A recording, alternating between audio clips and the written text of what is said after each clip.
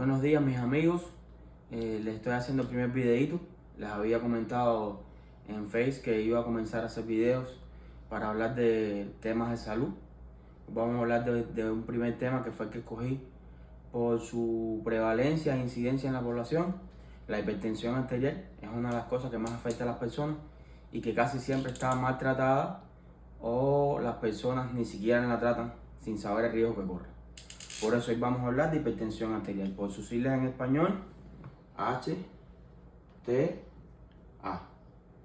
Lo primero, el concepto de hipertensión arterial es un aumento en la presión de los vasos arteriales que impide un adecuado flujo arterial, y esto hace que se creen complicaciones a nivel vasocelular y basal en los vasos sanguíneos, que luego traen mayores complicaciones. Y muchas veces las personas viven con hipertensión durante mucho tiempo maltratada o sin tratamiento, y después esto genera que tengan complicaciones que den al traste con la vida.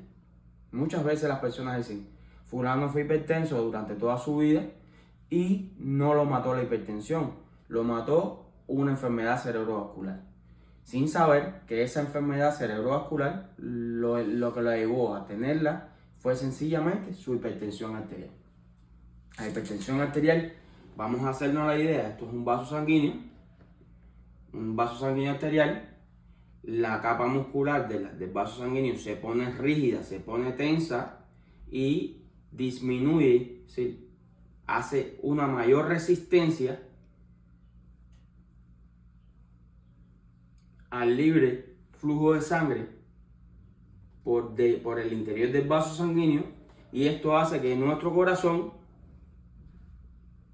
tenga que hacer un mayor esfuerzo para sacar la sangre oxigenada del ventrículo izquierdo.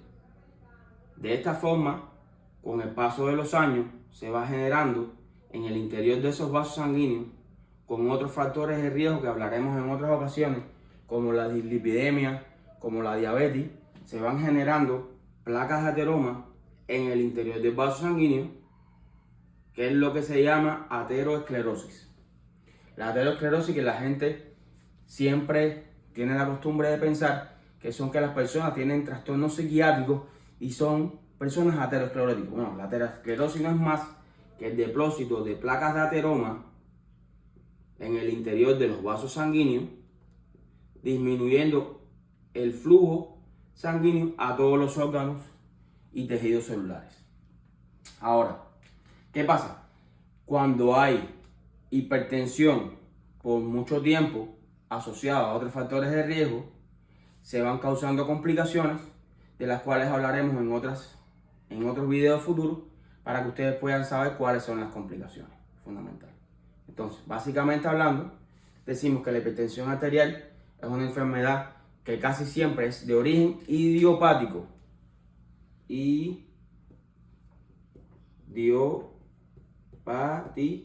¿Por qué? Porque no se conoce su origen. Hay hipertensión primaria, que es esta, la idiopática, y hay hipertensión secundaria, que son determinadas enfermedades que generan que la persona se ponga hipertensa. Pero si tú corriges, en el caso de la hipertensión secundaria, corriges la causa que te lleva a la hipertensión termina también. Estos son determinadas enfermedades de las cuales hablaremos en videos futuros. ¿Ok? Ahora, en el día de hoy estamos hablando de la hipertensión idiopática.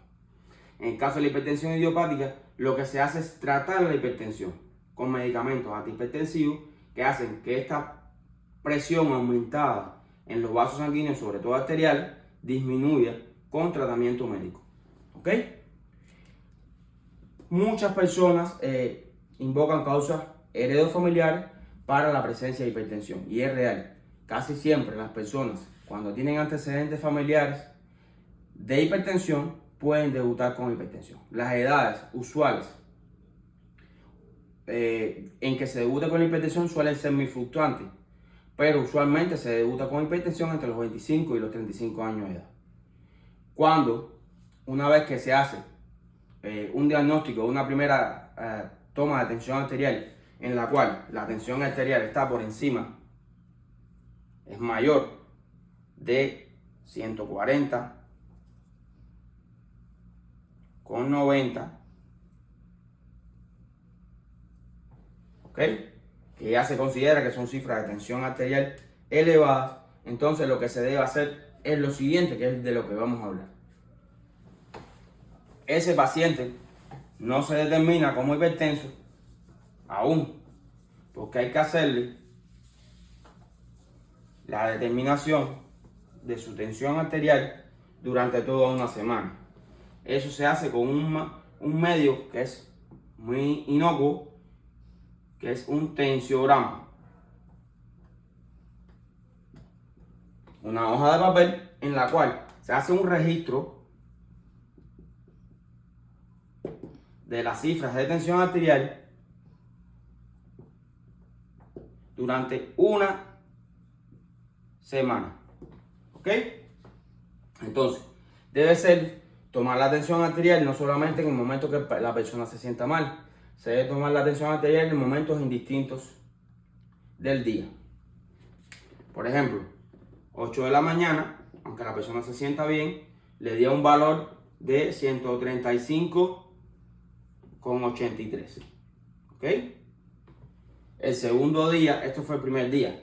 Incluso puedes tomar la tensión arterial 2 veces al día. Hacerle 2 tomas al día. Ahora, si durante esa semana, 7 días, esa persona tuvo mayor o igual de 3 días o 3 tomas de tensión arterial que superaron la cifra de 140 o la igualaron con 90, esa persona que ya tiene más de 3 tomas en una semana, en momentos indistintos del día, con cifras mayores de 140/90, se considera que es una persona hipertensa. Y entonces se debe pasar a una segunda fase en la cual el médico orienta al paciente a hacer una cosa que se llama estudios de repercusión. Los estudios de repercusión no son más que hacer estudios analíticos, sangre, orina, ultrasonido, rayos X de tórax, electrocardiograma, en busca de afecciones que ya estén generando la hipertensión arterial durante un tiempo determinado, porque cuando ya sabemos que la persona es hipertensa, no sabemos qué tiempo lleva hipertenso, porque tal vez no había tenido ningún síntoma y ya estaba hipertenso. Entonces, por eso se hace el estudio de repercusión. Ese estudio de repercusión consta, como le decía, de hemograma, eritro, hemoquímica,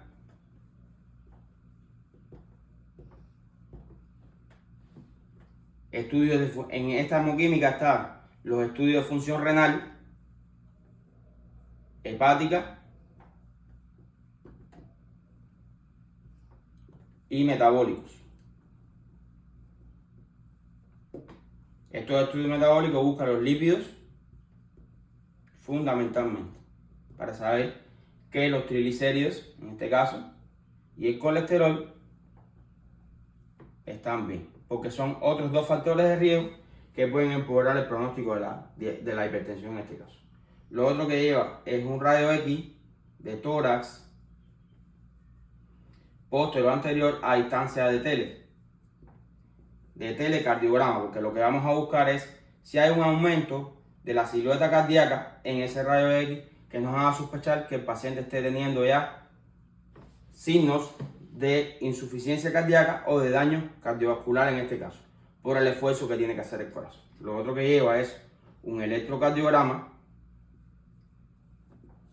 ¿verdad? Y después de realizar todo, y una cituria, un análisis de orina. ¿Ok? Ya con esto, cuando tengamos todos estos resultados, entonces sabremos la repercusión que ha tenido esa hipertensión o que no ha tenido esa hipertensión en el paciente. Y hasta ese momento entonces podemos estratificar qué grado de hipertensión y qué daño ha tenido esa hipertensión en cada uno de los órganos diana de ese paciente. Órganos dianas. Porque las personas piensan que la hipertensión como enfermedad lo que causa es daño por la hipertensión. No, la hipertensión afecta a órganos dianas, fundamentalmente riñón, corazón,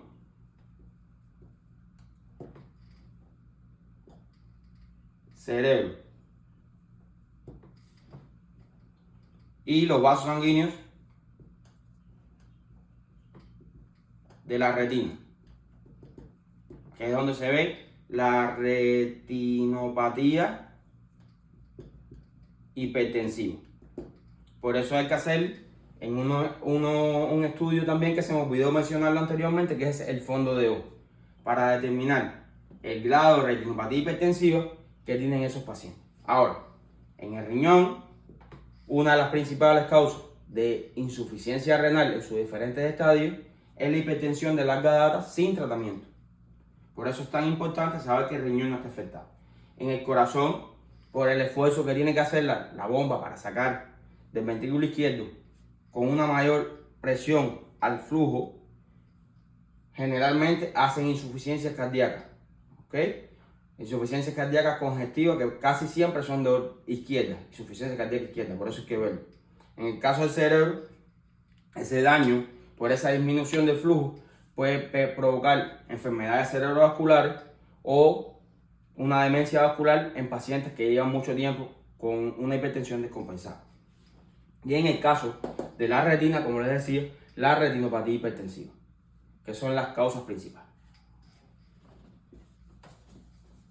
Así las cosas, casi siempre lo que se atiende en un cuerpo de guardia, en un paciente que es hipertenso, la mayoría de las cosas que se atienden son complicaciones de la hipertensión. Y muchas veces las personas dicen, pero si lo que tengo son 140/80, 140/85, pero no sabemos qué tiempo lleva esa persona así. Lo otro es que durante el día hay picos o momentos del día en que hay descargas de la glándula suprarrenal de corticosteroides con el objetivo de garantizar mayores presiones de flujo determinado, y en las personas que ya perdieron los mecanismos controrreguladores en su organismo y no tienen tratamiento para la hipertensión, esos picos hacen que suba por encima de 140/90. Un ejemplo de ello lo es que usualmente las personas cuando están durmiendo, la tensión arterial suele bajar tanto durante la madrugada por el proceso del sueño que la glándula suprarrenal sobre las 3, 4 de la madrugada hace una secreción de corticosteroides que hace que la tensión arterial se eleve para que los órganos se mantengan bien perfundidos de sangre. Una vez que esa secreción de corticosteroides se va al torrente circulatorio en las personas que ya son hipertensos, esto puede generar que si no tienen tratamiento se vean cifras por encima de 150, 160 de máxima de presión sistólica y de mínima o presión diastólica por encima de 90 y 100. Y por eso, no sé si han tenido experiencia, espero que no sea familiar ni personal, de personas que amanecen con enfermedades cerebrovasculares y que hay que llevarlas corriendo al hospital porque amanecen con un hemicuerpo que está dormido, está adormecido o no tiene fuerza muscular en ese hemicuerpo. Eso es producto de esta secreción de corticosteroides para el aumento de la tensión arterial y mejorar la perfusión orgánica durante el transcurso de la madrugada. Por eso casi siempre las personas hay que medir la tensión por la mañana, cuando amanecen, cuando se le está haciendo el diagnóstico de hipertensión. ¿Ok? Ahora, ya hemos hablado de las causas de la hipertensión arterial, de cómo determinar la hipertensión arterial. Hemos hablado del estudio de repercusión de la hipertensión arterial y de algunas de sus complicaciones. Ahora vamos a hablar del tratamiento, que básicamente es lo fundamental cuando ya el diagnóstico está hecho. Una vez que se hace el diagnóstico de hipertensión arterial, hay que hacer cambios en nuestros estilos de vida y en nuestros hábitos de vida. Disminuir radicalmente el consumo de sal agregada a las comidas es un pilar importante para disminuir la tensión arterial. Otro es disminuir la ingesta de carne curada o jamones, todo tipo de embutidos. Todos los embutidos tienen algunas sales agregadas que hacen que la tensión arterial se eleve demasiado. Lo otro es el pan, la levadura, la pizza, las pastas. Cuando se le agregan muchas sales, pueden provocar que la persona también haga episodios hipertensivos. Por eso hay que cambiar esos estilos de vida, y no quiere decir, como le digo siempre a mis pacientes, o le he dicho siempre a mis pacientes, no comerlo de forma radical, sino solamente hacer mesurar, ¿sí? Comerlo una vez en la semana, y las sales tratar de evitarlas lo más que se pueda. Ahora, hay que practicar más ejercicio físico. No estamos hablando de ejercicios de peso, estamos hablando de ejercicios aerobios, en los cuales vamos a caminar, en los cuales vamos a correr, en los cuales vamos a hacer movimientos en nuestro cuerpo con el objetivo de disminuir el acúmulo de grasa en los diferentes órganos. Y esto hace que mejore. Fundamentalmente, el paciente se va a sentir mucho mejor una vez que camine, aunque sea más de 45 minutos o una hora de forma diaria. ¿Ok? Ya teniendo estas bases en el tratamiento, después pasaríamos al tratamiento medicamentoso, que lo vamos a dejar para otro video porque es un tema demasiado grande. Muchas gracias, espero que les guste el video y pídame en los comentarios, por favor, de qué quiere, de qué enfermedades quieres que hablen, y del tratamiento, de las causas, de cómo se originan. Lo que ustedes me pidan, yo lo voy a hacer en estos videos para que estemos más informados todos y de esta forma poder aportar mi granito de arena a la salud y el bienestar de todos. Muchas gracias por seguirme. Hasta luego.